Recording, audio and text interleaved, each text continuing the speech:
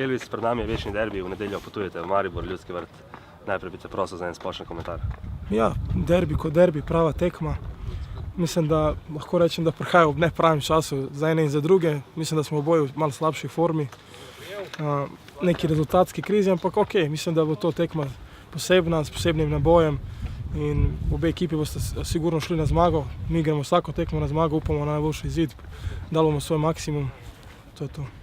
Ekipi se je pridružilo nekaj izkušenejših nogometašev.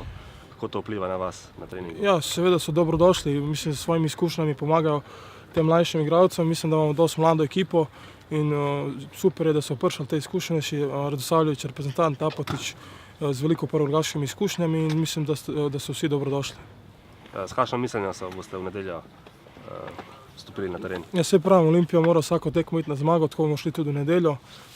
Borili se bomo, kolikor se bomo lahko, dali bomo svoj maksimum in upamo na pozitiven rezultat. Nik, v nedeljo vas čaka večni derbi, kaj pričakuješ od tekme? Ja, pričakujem eno težko tekmo, tako kot vsako tekmo proti Mariboru.